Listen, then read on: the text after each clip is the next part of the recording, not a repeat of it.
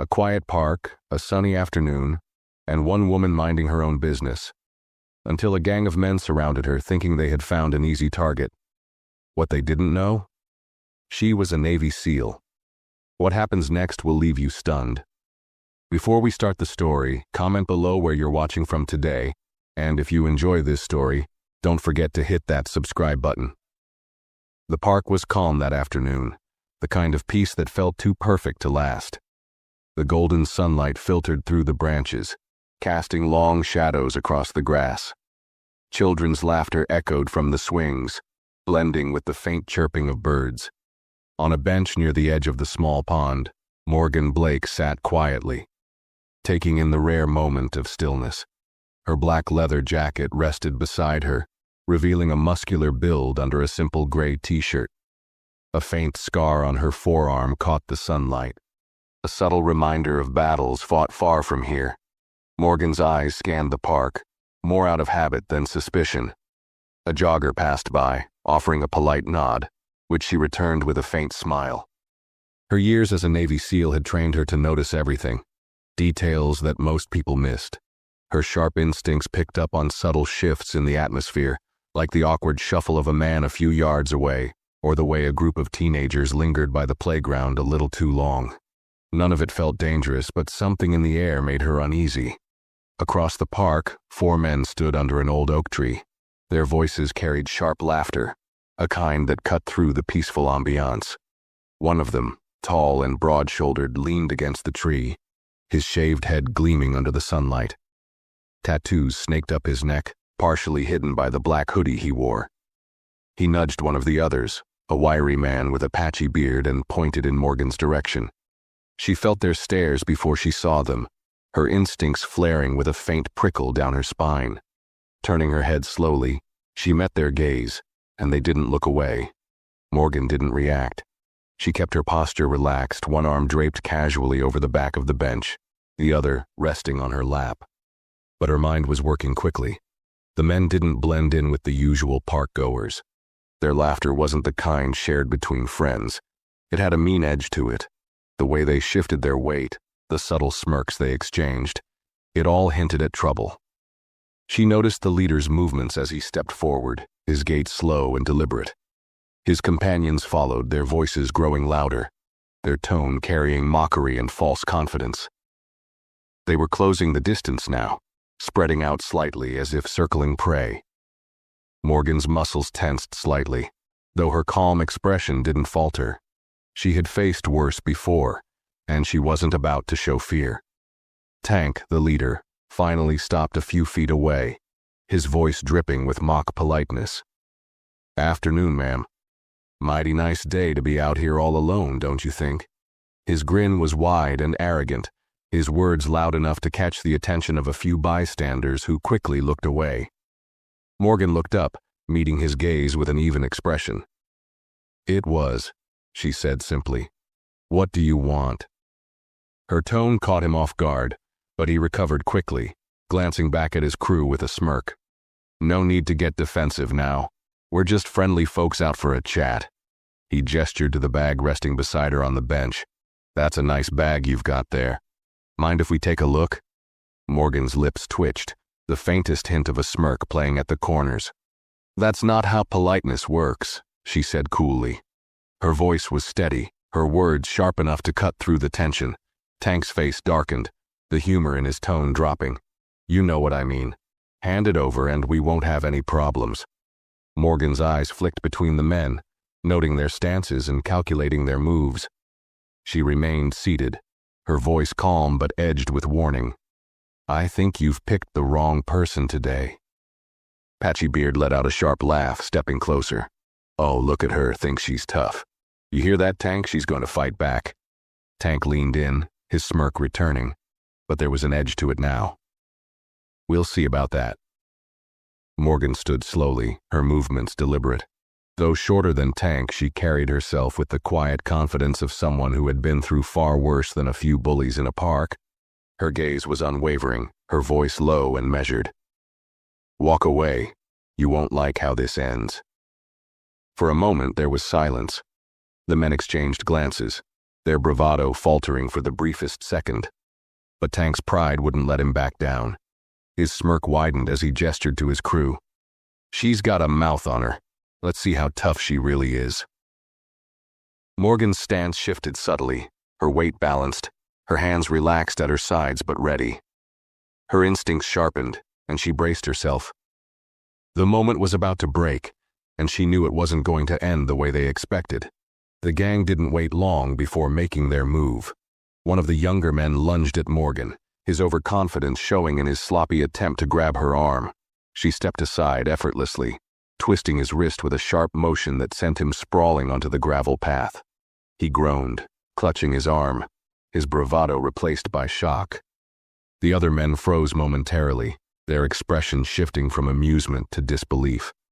Tank's face hardened, his smirk fading. "Get her," he barked, his voice filled with frustration and a hint of something else. Uncertainty. The second man, Patchy Beard, charged next, swinging wildly at her. Morgan ducked under his strike and retaliated with a swift elbow to his chest. The force knocked him off balance, and he stumbled backward, wheezing for air. She didn't give him a chance to recover, stepping forward and landing a precise kick to his knee that sent him collapsing onto the ground. Tank and the remaining man hesitated, their confidence visibly shaken. "She's just a woman," Tank snarled at his companion, as if saying it aloud would make it true. "Don't just stand there, take her down." The third man stepped forward reluctantly, his movements less aggressive than his fallen friends. He swung a fist at Morgan, but she sidestepped, grabbing his arm and using his momentum against him. A sharp twist sent him crashing into a nearby bench, where he lay groaning, his face pale with pain. Morgan turned to face Tank, her stance steady, her eyes locked on him. She could see the shift in his demeanor now. The smug arrogance had cracked, replaced by anger and a flicker of doubt. "You really want to keep this going?" she asked, her voice calm but with a sharp edge. "Walk away, while you still can." Tank's jaw tightened, his fists clenching at his sides. The other men were down, but his pride wouldn't let him leave. He took a step forward, looming over her, his sheer size an attempt at intimidation. "You think you've won?" he growled, his voice low and venomous. "You don't know who you're messing with." Morgan didn't flinch. "Neither do you." With a roar, Tank swung a massive fist at her, but Morgan was ready. She ducked under his punch and drove her elbow into his ribs. The impact forced him to stumble back, clutching his side. She followed up with a calculated low kick to his shin, throwing him off balance. He staggered but stayed on his feet, his face contorted with pain and fury. The sound of distant sirens broke through the tension. Tank froze, his head snapping toward the sound. The police were on their way. His eyes darted to his crew, Patchy Beard still struggling to get up, the younger men groaning in pain on the ground. "This isn't over," Tank spat, his voice a mix of rage and desperation. He shot Morgan a final venomous glare before turning on his heel. "Let's go," he barked at his men. One by one, they limped away, throwing curses and threats over their shoulders. Morgan didn't move, her gaze following them until they disappeared into the trees. Her breathing was steady, though her ribs ached from a poorly blocked punch. She stood still, her instincts scanning for any lingering threats until she was certain they were gone. The sirens grew louder, and within moments 2 squad cars pulled up, their red and blue lights painting the park in flashes of color.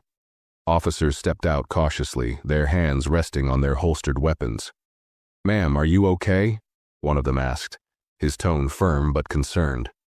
"We got a call about a disturbance."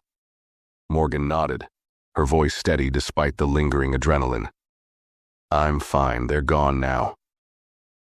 The officer's eyes scanned the scene, taking in the scuffed gravel, the bent bench, and the faint scrape on Morgan's forearm. "Did they hurt you?" he asked. "Nothing I can't handle," she replied, her tone even. The officer frowned but nodded, pulling out a notepad. "Can you describe them?" Morgan hesitated for a moment, replaying the confrontation in her mind. The details came easily. Tank's shaved head, the tattoos on his neck, the wiry frame of Patchy Beard, the overconfidence of the younger men. She relayed everything with sharp precision, her voice cold and measured. "They'll be back," she added, her gaze steady. This wasn't just random. They thought they could intimidate me. They've done it before, and they'll do it again.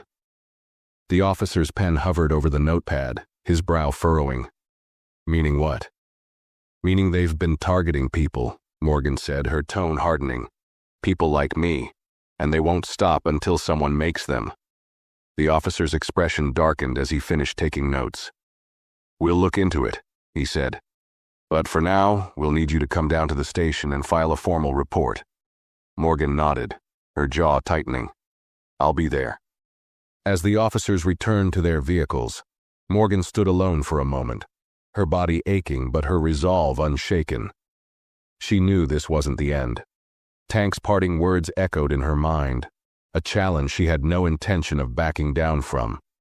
This wasn't over, not by a long shot. The fluorescent lights of the police station buzzed faintly as Morgan sat across from Officer Reyes, a young man with sharp eyes and a no-nonsense demeanor. His notebook lay open in front of him, and he tapped a pen against the edge of the table as he studied her. Morgan's expression was calm, but her body still hummed with adrenaline.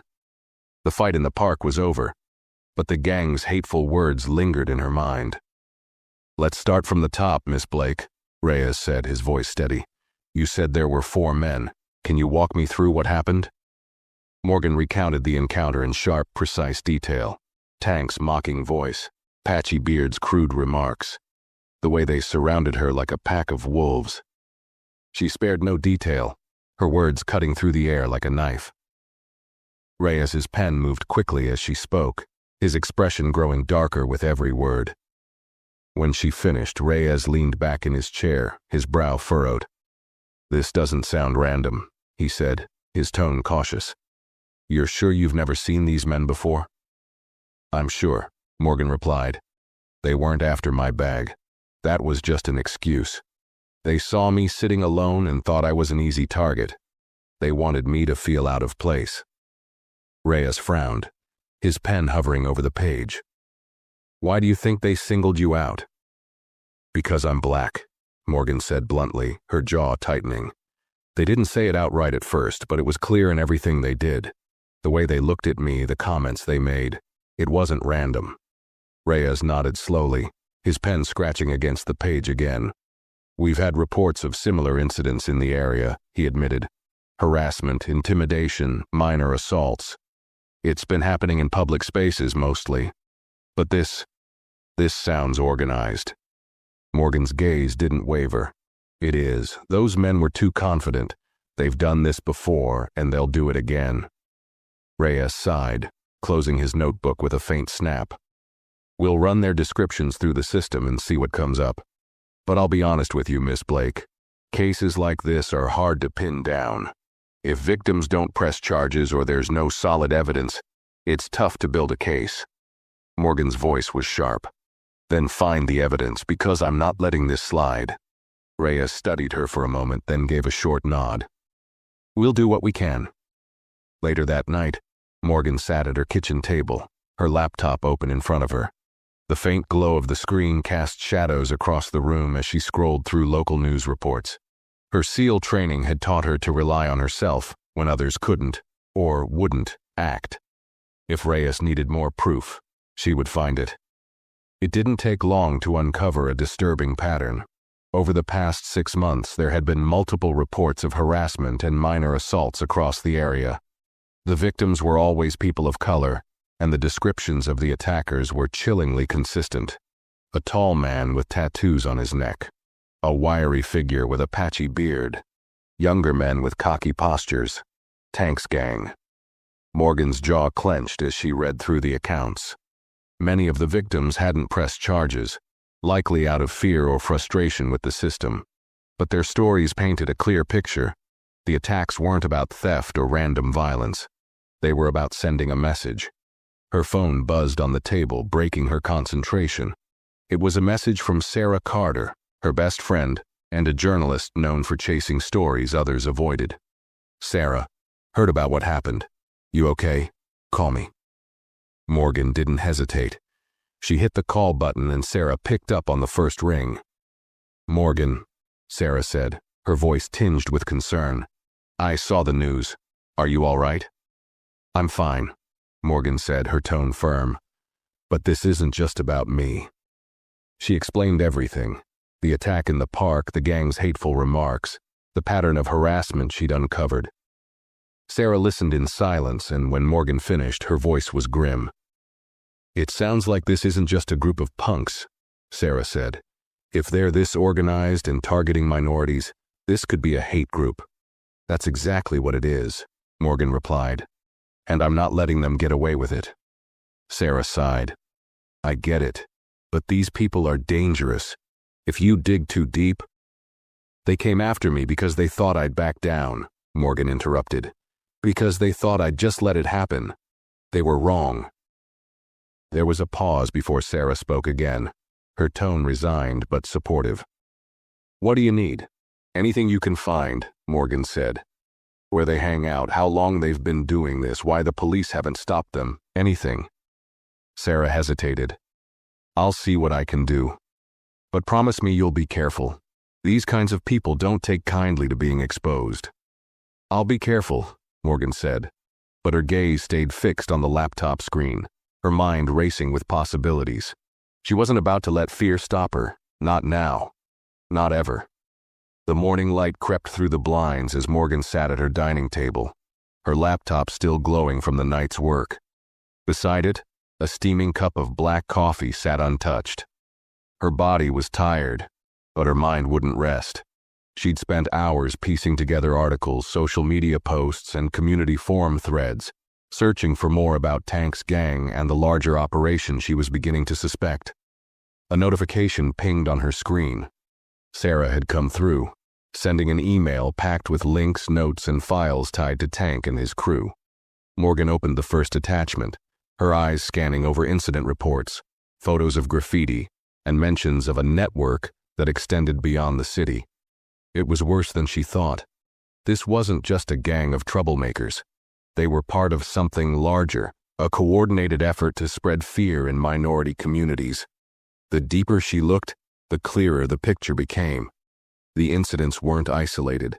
In one neighborhood, residents had reported a surge in harassment, vandalism, and even physical assaults over the past year. Another area had seen similar activity.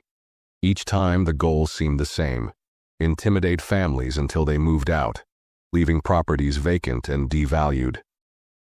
The trail led back to one name: Paul Hendrick. Morgan's jaw tightened as she read more about him. Hendrick was a well-known businessman who owned several construction companies.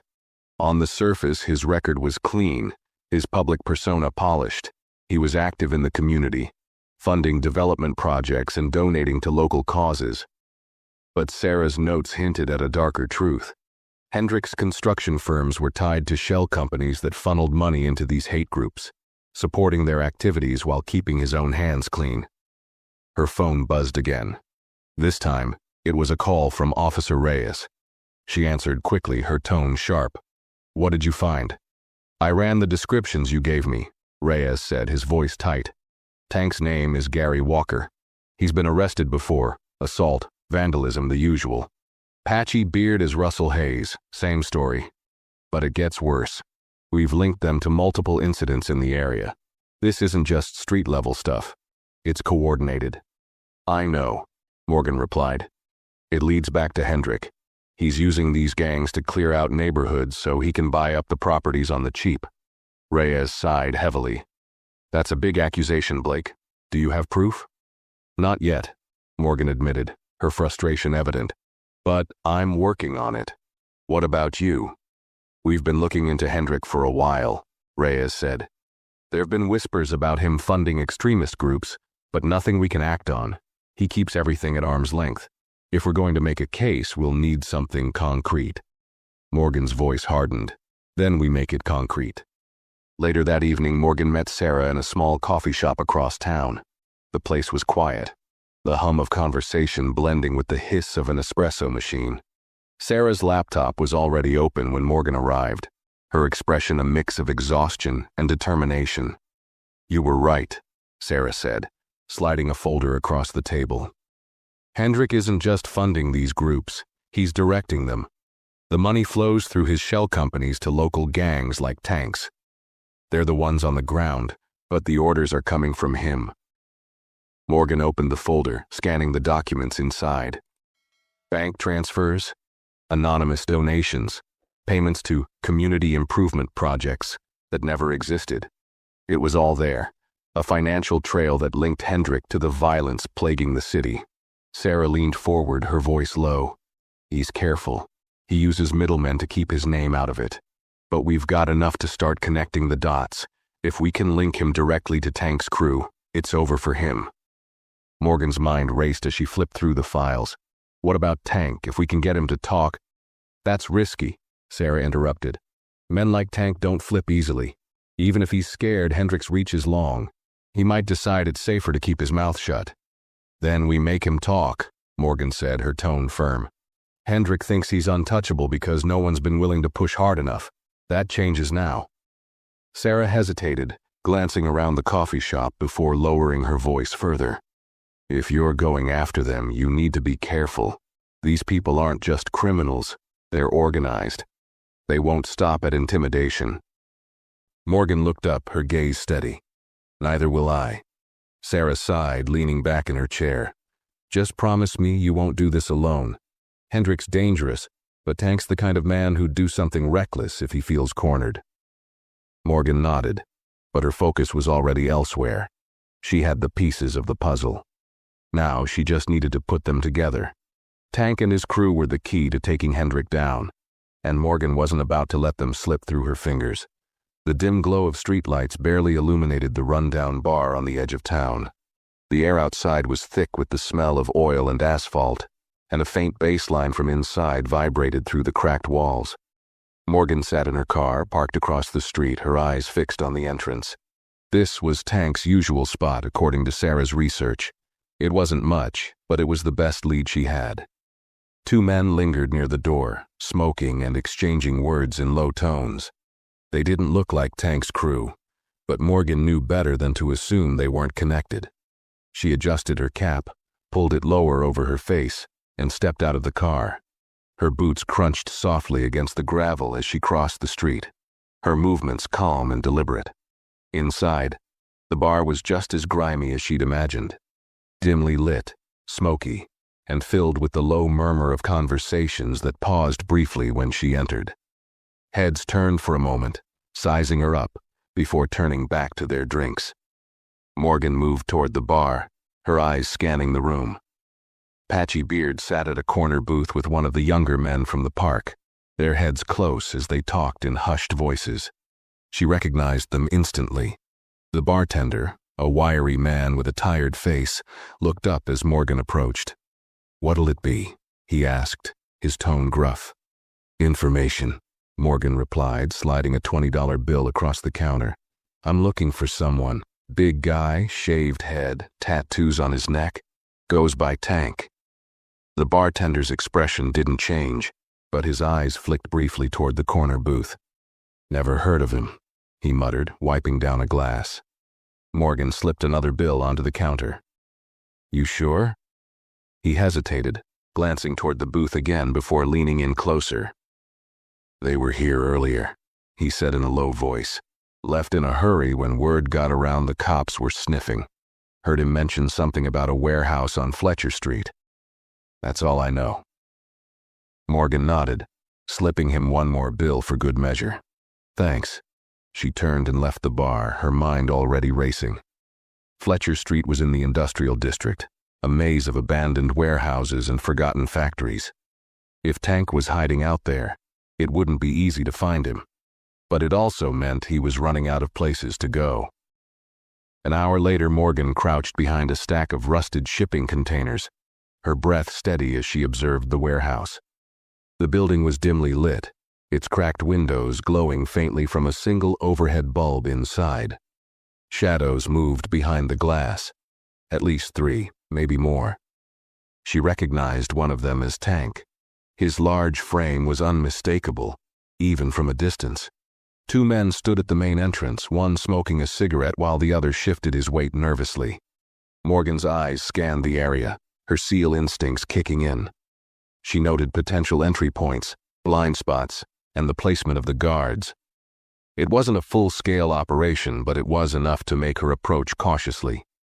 Sliding around to the side of the warehouse, Morgan found a broken window partially hidden by overgrown bushes. Testing the frame carefully, she slipped inside, landing silently on the concrete floor. The air was stale, filled with the smell of oil and decay. She stayed low, moving from shadow to shadow as the faint murmur of voices guided her deeper into the building. From her vantage point behind a stack of crates, she could see Tank standing near a makeshift table. Patchy Beard and another man sat nearby, their body language tense. A handful of others lingered in the shadows, their faces indistinct but their presence clear. "I told you we lay low until this blows over," Tank growled, his voice carrying across the room. "No more park jobs, not until I say so." Patchy Beard shifted uncomfortably. "People are asking questions," he muttered. "We're sitting ducks." "Let them ask," Tank snapped. "We don't move until I say so. End of discussion." Morgan's jaw tightened as she listened. This wasn't just a gang. This was an operation. Tank was running things on the ground, but his orders were coming from somewhere higher up. Hendricks' name loomed in her mind, the missing piece she needed to tie everything together. Reaching into her pocket, she pulled out her phone and quickly typed a message to Sarah. "Found him. Warehouse on Fletcher. Call Reyes now." She hit send, then slipped the phone back into her pocket. Her eyes stayed on Tank as she adjusted her stance, readying herself. The police were on their way, but she wasn't leaving without answers. This wasn't over. Not yet. Morgan's voice sliced through the tension in the warehouse like a knife. "Tank!" The room froze, heads snapped toward her, and for a moment, there was only silence. Tank's eyes narrowed as he stepped forward, his massive frame casting a shadow across the table. Recognition flared in his expression, followed quickly by anger. "You," he growled, his voice low and dangerous. "You've got some nerve walking in here." Morgan stood tall, her expression calm but unyielding. "We're going to have a conversation, Tank, and you're going to tell me everything I want to know." The men around the room exchanged uneasy glances, their earlier bravado starting to crack. Tank's smirk returned, but it was forced, his confidence more of a mask than a reality. "You think you can just waltz in here and make demands?" he said, his tone mocking. "You're outnumbered, lady. This ain't the park." Morgan took a step forward, her gaze locked on Tank. "I'm not here to play games. Either you talk or you deal with me. And I promise the park was the easy version." The tension in the room thickened. Patchy Beard stood, his hands curling into fists, while the others shifted uneasily. Tank's smirk faded, replaced by a flicker of uncertainty. He was trying to gauge her, to decide if her confidence was real or just a bluff. "What do you want?" Tank asked finally, his voice laced with irritation. Morgan's voice was like steel. "Who's calling the shots? Who's funding you?" Tank let out a hollow laugh, but it didn't reach his eyes. "You think I'm just going to hand you that kind of information? You're out of your mind." Morgan took another step forward, her tone colder now. "You're running out of time, Tank. The police are on their way, and when they get here, you're going down. If you cooperate, maybe, just maybe, you'll get out of this with less than a life sentence." Patchy Beard glanced nervously at Tank. "Cops? She's bluffing," he muttered, though his voice wavered. Tank stared at her, his jaw tight. For the first time, Morgan saw genuine uncertainty in his eyes. "You don't scare me," he said, though the words lacked conviction. "You should be scared," Morgan replied, her tone sharp. "Because when the cops get here, this whole operation falls apart, and I'm betting Hendrick isn't the forgiving type." The mention of Hendrick's name sent a ripple through the room. One of the younger men visibly flinched, while Patchy Beard shifted uneasily. Tank's eyes darkened, and his fists clenched at his sides. "You don't know what you're talking about," he spat. "Don't I?" Morgan shot back. "I know Hendrick's been using you to terrorize neighborhoods. I know he's been funding you through his shell companies, and I know he'll throw you under the bus the second you're a liability. So tell me, Tank, how much is your loyalty worth?" Before Tank could respond, the faint sound of sirens pierced the air. The flashing red and blue lights outside the warehouse cast shifting shadows across the grimy walls. The gang's collective tension boiled over into panic. "She wasn't bluffing," one of the younger men whispered, his voice trembling. Tank's composure cracked. His head snapped toward the exit, then back to Morgan. His rage was palpable, but it was laced with desperation. "This isn't over," he snarled, taking a step toward her. Morgan didn't back down. "Yes, it is." The front doors burst open and police officers stormed into the warehouse, their weapons drawn. "Police, hands in the air!" one officer shouted, his voice commanding. Tank hesitated for a split second, his fists trembling at his sides, but the sight of the officers moving in was enough to break him. With a growl of frustration, he raised his hands, glaring at Morgan with pure venom. "You're going to regret this," he spat as two officers moved to cuff him. Morgan stepped back, her expression unreadable. "No, Tank, you are." The gang was subdued one by one, their earlier bravado replaced by fear and resignation. Patchy Beard protested loudly as he was cuffed, but his voice was drowned out by the chaos of the police operation. The younger men looked pale and shaken, their eyes darting nervously as they were led outside. Officer Reyes entered the warehouse, his gaze sweeping the scene before landing on Morgan. "Looks like you found them," he said, a hint of admiration in his tone. "They weren't hard to find," Morgan replied evenly, though her body ached from the tension. Reyes nodded toward Tank, who was being led out in cuffs. "Think he'll talk?" Morgan's eyes followed Tank as he was escorted to a squad car. "He will. They all will. Hendricks not as untouchable as he thinks." Reyes's expression hardened. "Let's hope you're right. Because this is just the start." Morgan exhaled slowly, the weight of the moment settling over her. The battle wasn't over, but for now the gang was off the streets. And with them in custody, the real fight, against the man pulling their strings, was just beginning. The precinct was bustling when Morgan arrived the next morning. The hum of ringing phones, shuffling papers, and hurried conversations filled the air. Officers moved back and forth, some carrying files, others focused on the faces of the arrested gang members being processed. Morgan made her way to the conference room where Officer Reyes was waiting with a stack of files spread across the table. "We got them locked up," Reyes said as Morgan entered. "But Tank hasn't said a word. He's playing tough." Morgan folded her arms, her jaw tightening. "That won't last. He knows Hendrick won't save him. It's just a matter of making him realize it." Reyes gestured to a photo on the board, a surveillance image of Tank meeting a well-dressed man outside a construction site. "This is the closest connection we've got so far. The man in the photo is Thomas Kane, one of Hendrick's top associates. He's a middleman, handles most of the dirty work. If we can connect Kane to Tank, we've got a shot at Hendrick."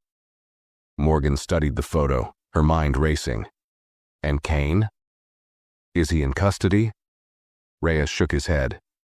"Not yet. We've got eyes on him, but he's careful. We're hoping Tank gives us something to work with." Morgan leaned over the table, her voice firm. "Then let me talk to him." Reyes hesitated, his brow furrowing. "Tank's dangerous, and he's angry. He'll try to get under your skin." Morgan's expression didn't falter. "Let him try." A few minutes later, Morgan stepped into the cold, fluorescent-lit interrogation room. Tank sat at the table, his hands cuffed in front of him. His broad shoulders were hunched, his expression a mixture of defiance and exhaustion. He looked up as Morgan entered, his eyes narrowing. "Well, if it isn't the hero of the hour," he sneered. "What, they send you in here to gloat?" Morgan pulled out the chair opposite him and sat down, her posture relaxed but her gaze unyielding. "No, Tank, I'm here to make you an offer." Tank laughed, the sound harsh and hollow. "An offer? Lady, I don't think you understand how this works." "I understand perfectly," Morgan said, her voice calm. "I understand that Hendrick left you to rot. I understand that he won't lift a finger to help you because you're expendable. And I understand that if you don't talk, you're going down alone." Tank's smirk faltered for the briefest moment, but he recovered quickly. "You're bluffing. Hendrick's untouchable. You've got nothing." Morgan leaned forward, her tone sharp. We have plenty. Your boys are already talking. Patchy Beard gave us everything we needed to tie you to the attacks. The younger guys? They're terrified. It's only a matter of time before they fold completely. The only question is whether you go down with them or give us what we need to take Hendrik out. Tank's jaw tightened, his fists clenching on the table. You don't know what you're asking for. Hendrik's got people everywhere. If I talk, I'm as good as dead. If you don't talk, you'll spend the rest of your life in a cell, Morgan countered. Hendrik won't protect you. The second you become a liability, you're gone. But if you help us, we can protect you. Witness protection, reduced charges. You'll get a chance to start over. It's more than Hendrik will ever give you. Tank stared at her, the weight of her words sinking in. The room was silent, the tension thick. Finally, he exhaled sharply, slumping back in his chair. What do you want to know? He muttered, his voice bitter. Morgan didn't hesitate.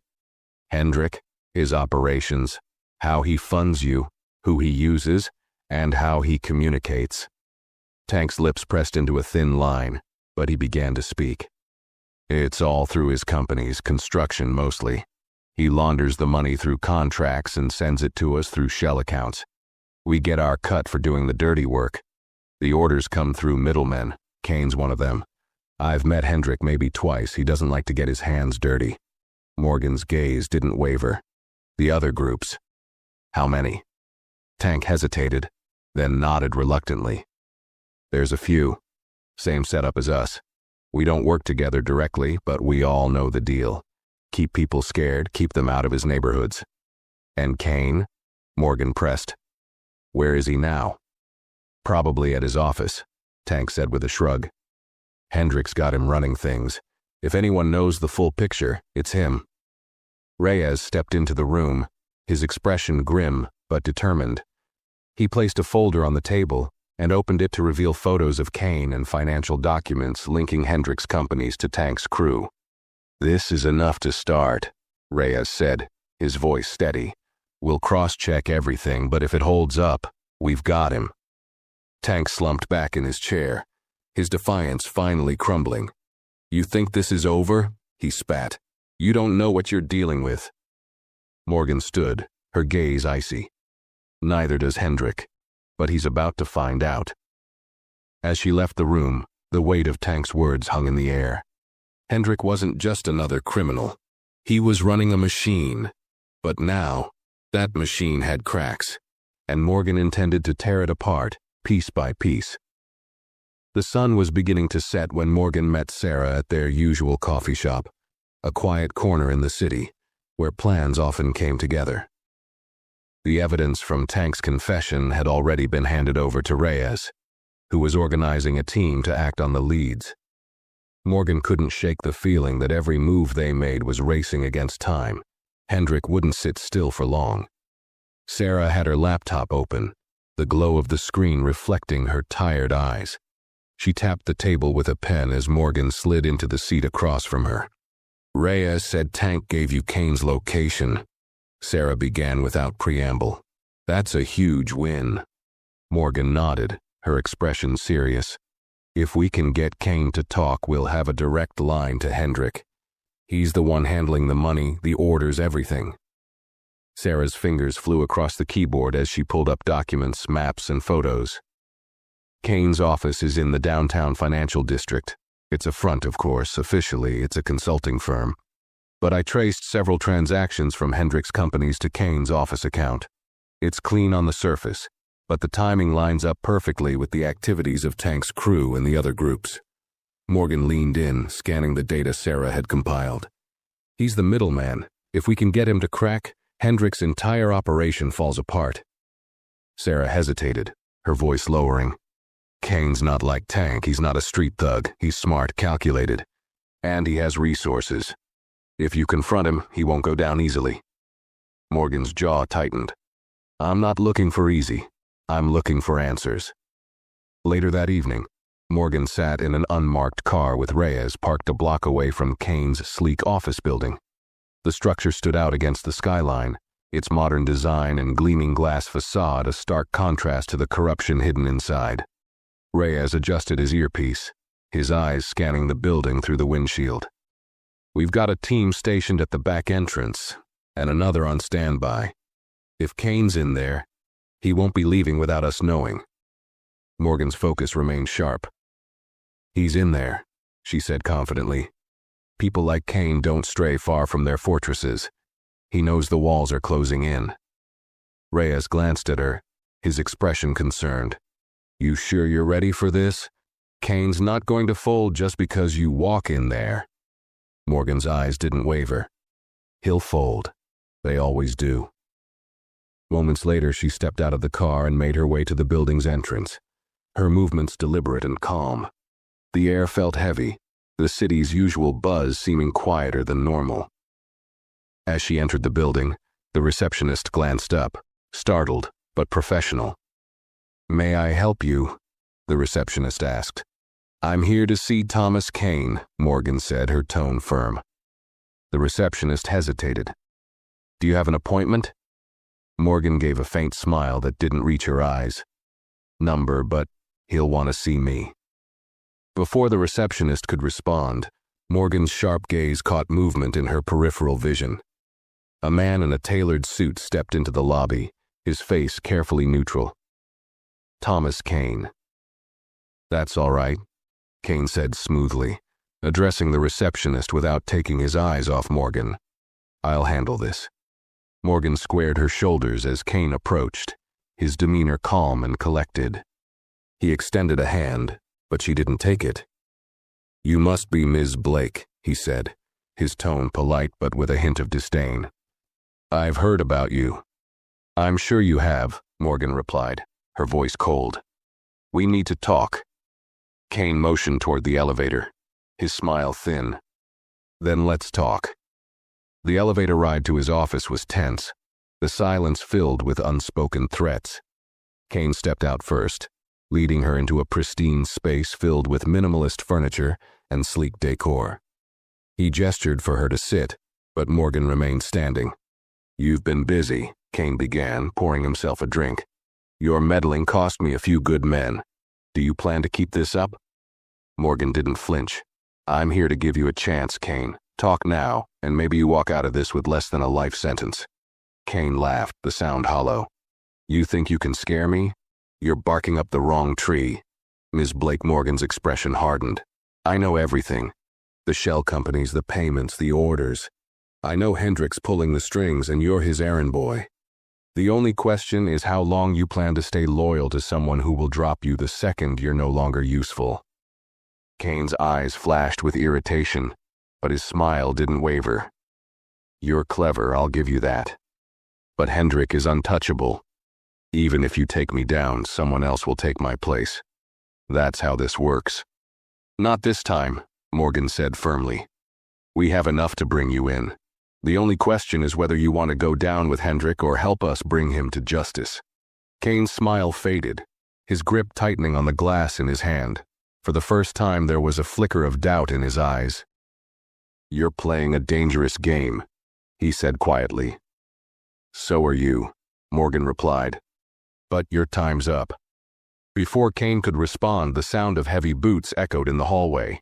The door burst open and Reyes entered with a team of officers, weapons drawn. "Thomas Kane, you're under arrest," Reyes announced, his voice steady.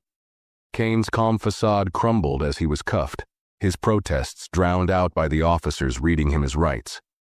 Morgan stepped aside, her gaze cold as she watched him being led away. Reyes turned to her, a hint of relief in his expression. "We've got him. Now we tie it all back to Hendrick." Morgan nodded, but her mind was already racing. Kane was in custody, but Hendrick wouldn't go down without a fight. The real battle was just beginning.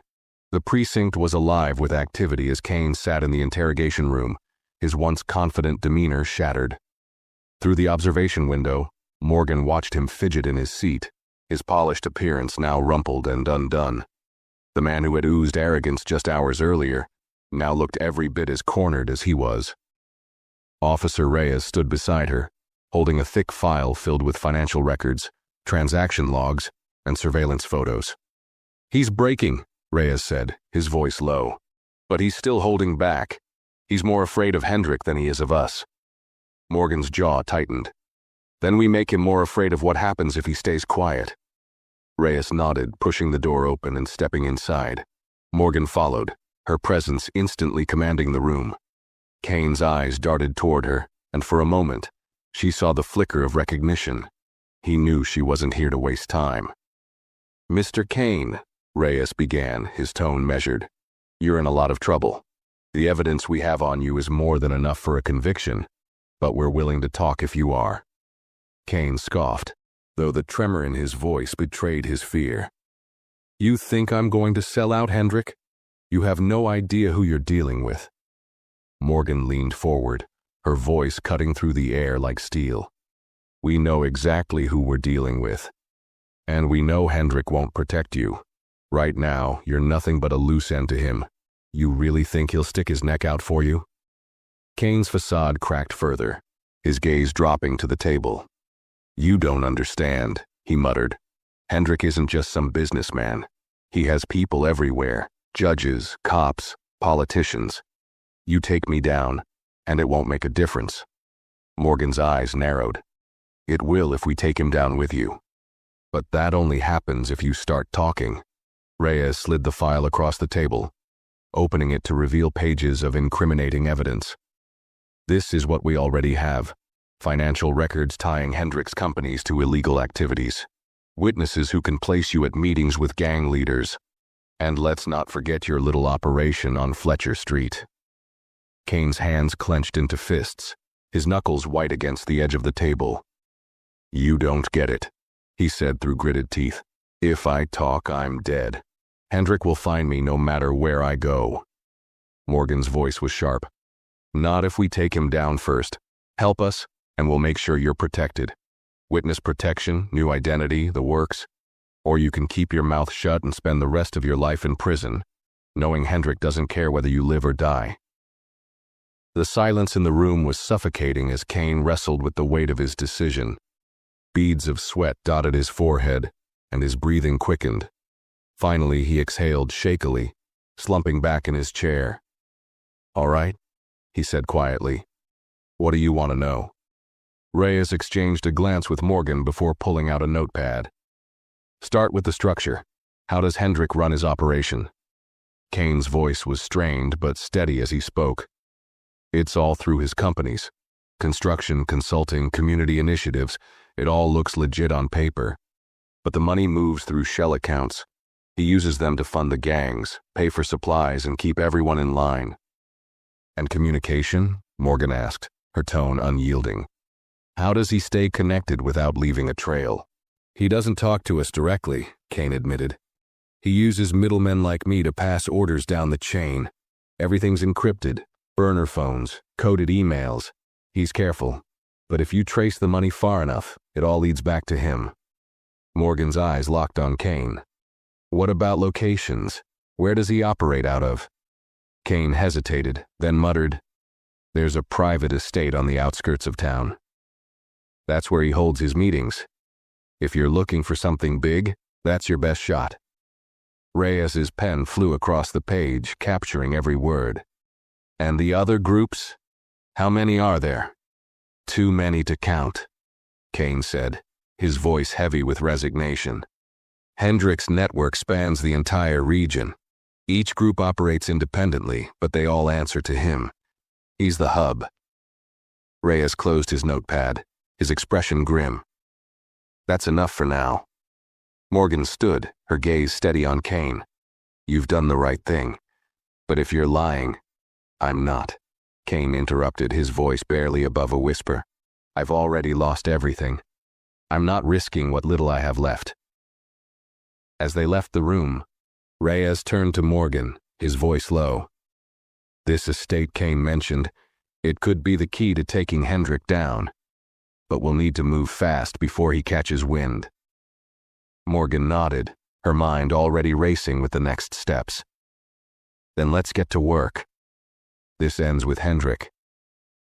The clock was ticking, and Morgan knew the next move would be the most dangerous yet. But if Kane's information held up, they were closer than ever to bringing Hendricks' empire crashing down. The operation to raid Hendricks' estate began to take shape within hours. Reyes and his team gathered everything they needed: search warrants, tactical plans, and the evidence Kane had provided. The precinct was a hive of activity, with officers briefing each other, checking equipment, and mapping out the sprawling estate that sat just outside the city. Morgan stood with Reyes in the conference room, staring at a large satellite image of the estate pinned to the wall. The property was vast, surrounded by high fences and dotted with security cameras. A private road snaked through dense trees to a gated entrance. It was the kind of place built to keep unwanted eyes out. "He's going to see us coming," Reyes said, his tone grim. "If this estate is as central to his operation as Kane says, Hendrick won't let us walk in without a fight." Morgan's expression was steely. "That's why we hit fast and hard. He won't have time to react." Reyes nodded. "We've got a team ready to breach the perimeter. You're coming with us?" Morgan met his gaze without hesitation. "I didn't come this far to sit on the sidelines." The plan was finalized as the sun dipped below the horizon, casting the city in a blanket of twilight. By the time the convoy of unmarked police vehicles reached the edge of the estate, the darkness was complete. The team moved with practiced precision, their voices low over radios as they approached the gate. Morgan crouched beside Reyes, scanning the property through night vision binoculars. She spotted 2 guards patrolling the main entrance and another near the side gate. "3 guards visible," she whispered. "There'll be more inside." Reyes signaled to his team. "We'll take out the perimeter quietly. Once the gate is open, we move in." Morgan watched as 2 officers slipped through the trees, their movements nearly silent. Within minutes, the guards at the gate were subdued, their weapons confiscated. The side gate was pried open, and the team began advancing toward the main house. The estate loomed ahead, its large windows glowing faintly in the darkness. Morgan's heart pounded as they approached, her SEAL instincts kicking in. Every shadow, every faint noise could be a threat. She moved with precision, her eyes scanning for movement. Inside, Hendrick's operation was in full swing. The sounds of voices and faint clinking of glasses drifted from the grand dining room. Through a window, Morgan spotted Hendrick himself, seated at the head of a long table, surrounded by a group of men in suits. Papers were spread across the table, and Hendrick's calm demeanor suggested he wasn't aware of what was coming. Reyes gave the signal, and the team moved into position. The doors burst open with a deafening crash, and chaos erupted. "Police, hands in the air!" Officers shouted, their weapons drawn as they poured into the room. Hendrick's guests scrambled to their feet, some raising their hands, others reaching for their phones. Hendrick remained seated, his expression shifting from surprise to cold fury as his eyes landed on Morgan. "You," he muttered, his voice dripping with venom. Morgan stepped forward, her stance unyielding. "It's over, Hendrick." He leaned back in his chair, his smirk returning as if he were still in control. "You think this changes anything? Do you have any idea how deep this goes?" Morgan's voice was sharp, deep enough for you to be buried under it. As officers began collecting evidence from the room, papers, laptops, and phones, one of Hendrick's men lunged toward an officer. Morgan reacted instantly, intercepting him with a swift movement that sent him sprawling to the ground. "Stay down," she ordered, her tone icy. Hendrick's calm facade finally cracked as officers cuffed him. "You're making a mistake," he snarled. "This is bigger than me. Taking me down won't stop it." Morgan leaned in, her voice low but unwavering. "You're right, but you're the start." The raid continued as officers searched the house and surrounding property. Hidden safes were uncovered, filled with financial records and encrypted devices. In a basement office, they found a map marked with neighborhoods that had been targeted, proof of Hendrick's systematic operation to displace minority communities. By the time the team finished, the evidence against Hendrick was overwhelming. As he was led out in cuffs, his expression darkened. "You're wasting your time," he said, his voice a venomous hiss. "You'll never stop what's coming." Morgan watched him being loaded into the back of a squad car, her expression cold. "We already have," Reyes approached her, his face a mixture of relief and exhaustion. "We've got enough to put him away for a long time. This is a win, Morgan." "It's a start," Morgan replied, her tone firm. She looked back at the estate, the weight of the night settling over her. Hendrik's empire was crumbling, but she knew the fight wasn't over. The networks he'd built ran deep, and others would try to take his place. But for now, she allowed herself a moment to breathe. They had taken down a man who had terrorized so many, and that was a victory worth holding on to. For now. The precinct conference room was filled with a tense energy the following morning. The raid on Hendrik's estate had been a success, and the evidence gathered was staggering. Officers, analysts, and prosecutors worked side by side, piecing together the mountain of documents, digital files, and witness statements. Hendrik's name was plastered across the whiteboard at the center of the room, circled in red, with strings connecting him to his network of gangs and shell companies. Morgan sat at the corner of the table, her gaze fixed on the financial records Sarah had unearthed. The sheer scale of Hendrik's operation was staggering. The money laundering alone spanned multiple states, with connections to political figures, business deals, and extremist organizations. It was more than just a hate network. It was a web of corruption designed to funnel power and money into Hendrik's hands. Officer Reyes entered the room, holding a tablet loaded with the latest findings. "We've traced some of the funds to offshore accounts," he said, addressing the group.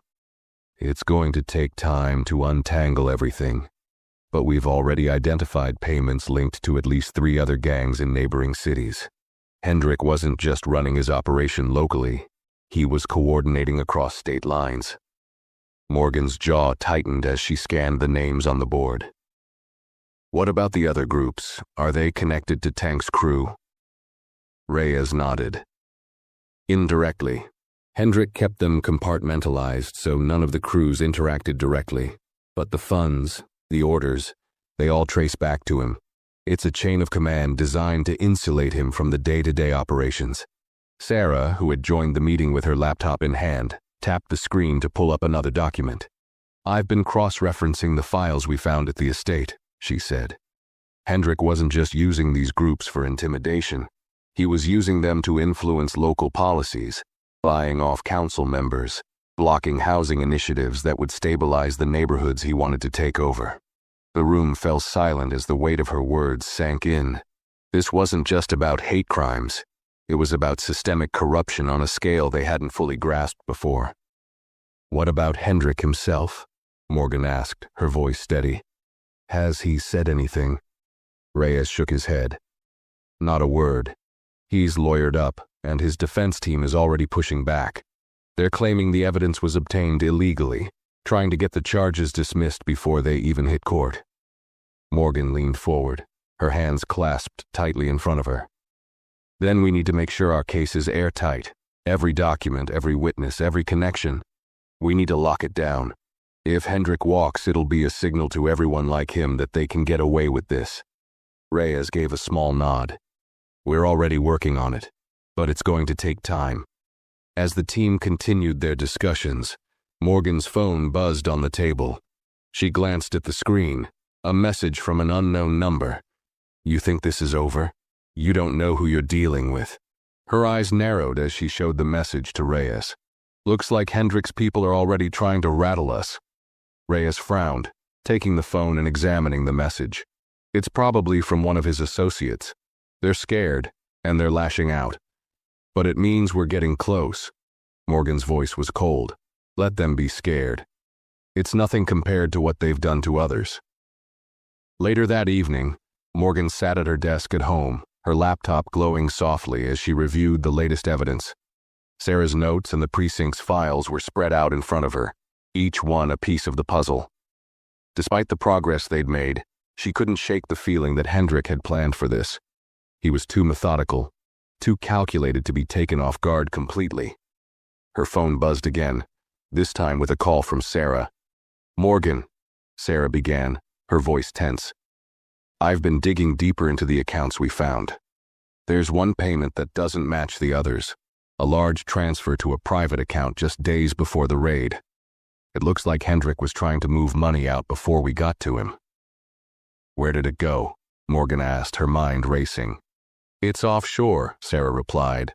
But here's the thing, it's not just a payout. It's a withdrawal for a property. Hendrik was preparing a backup plan. Morgan's brow furrowed. What kind of property? A compound, Sarah said grimly.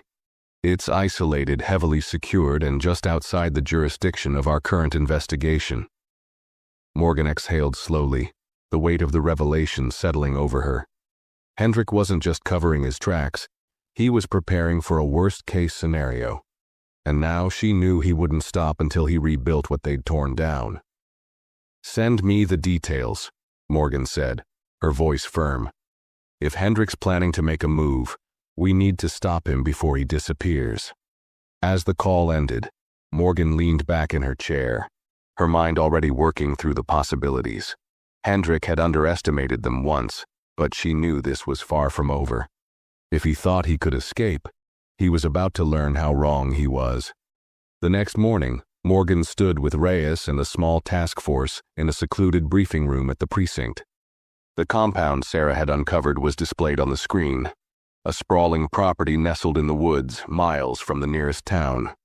Its high fences, surveillance cameras, and strategically placed guard towers made it clear this wasn't a vacation home.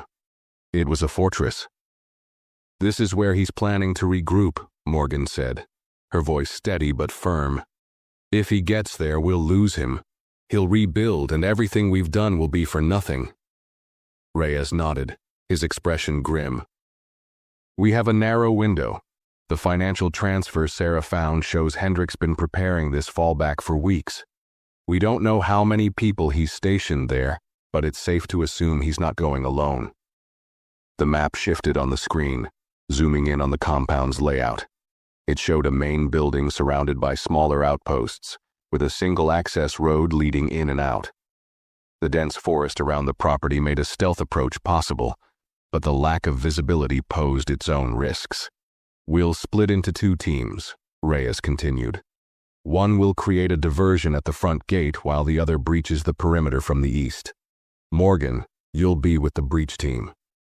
Morgan's eyes scanned the map, memorizing every detail. What's the timeline? Reyes checked his watch. We move tonight. Hendrik won't sit still for long, and we can't afford to let him disappear. Night fell quickly, the dense canopy of trees around the compound swallowing the moonlight. Morgan crouched with her team near the eastern fence, her body tense and ready. The sounds of the forest surrounded them, rustling leaves, distant animal calls. But her focus was on the faint glow of the compound ahead. Through her earpiece, Reyes's voice came through. Diversion team, in position, stand by. Morgan adjusted her grip on her weapon, her heartbeat steady but quick. The fence loomed ahead, a tall barrier topped with razor wire. Behind it, she could make out the shadowy forms of guards patrolling the perimeter. Go, Reyes commanded. The faint sound of gunfire echoed from the front of the compound, followed by shouts and the blaring of alarms. The guards at the eastern side hesitated, their attention shifting toward the noise. It was the opening Morgan's team needed. They moved swiftly, cutting through the fence and slipping inside undetected. The ground was uneven, the terrain dotted with bushes and scattered debris.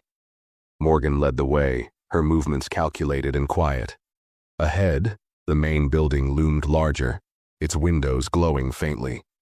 Main building in sight, Morgan whispered into her earpiece. Moving in. The team advanced, keeping low as they approached the side entrance. A single guard stood near the door, his weapon slung lazily over his shoulder. Morgan signaled to one of her teammates, who took him down silently with a quick strike. Inside, the building was eerily quiet, the thick walls muffling the chaos outside. Morgan's team moved through the halls, clearing each room methodically. The decor was sparse, the walls lined with filing cabinets and surveillance monitors. It wasn't a home. It was a command center. Through a doorway, Morgan spotted movement.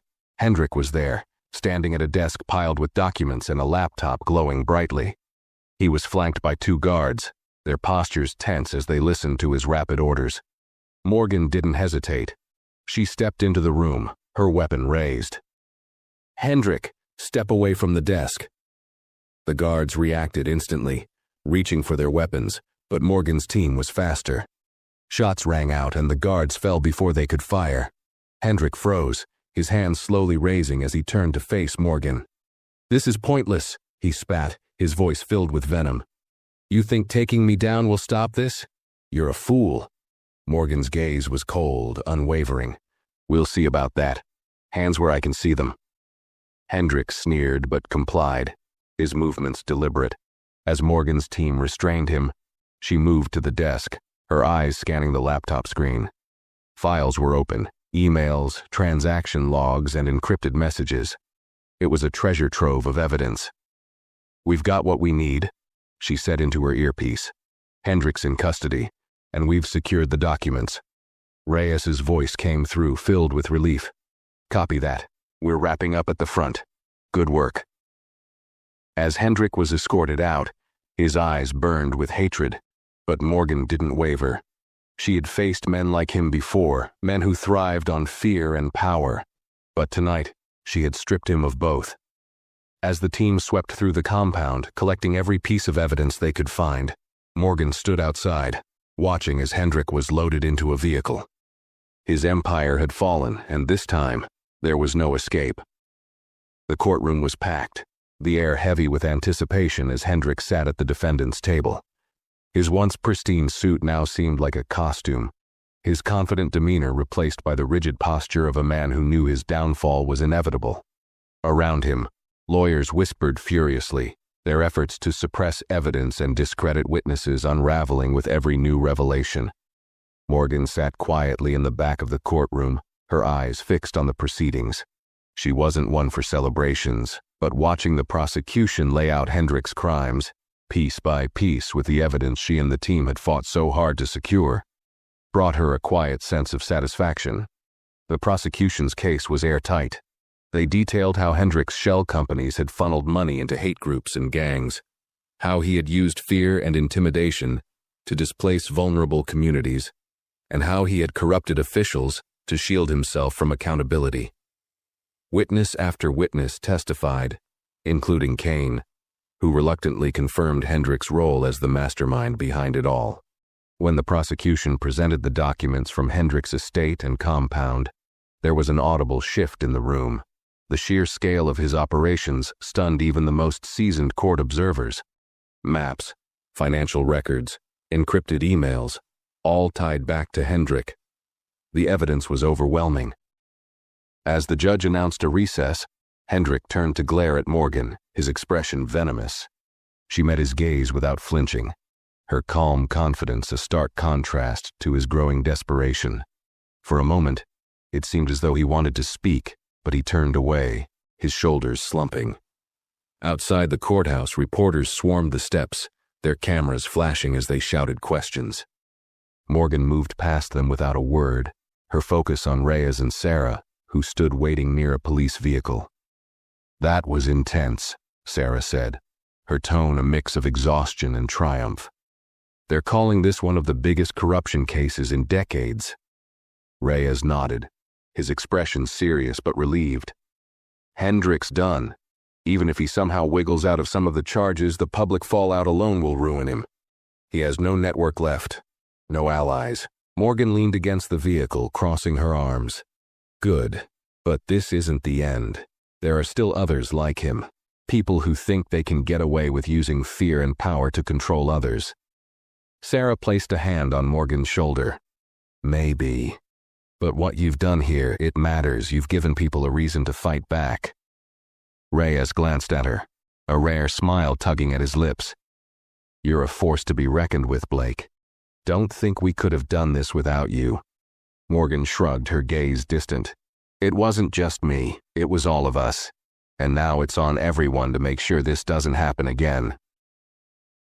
As the crowd outside the courthouse began to thin, Morgan walked toward the park where it all began. The sun was setting, casting a warm glow over the trees and benches. She found the same spot where she had sat weeks ago, the memories of that fateful day still fresh in her mind.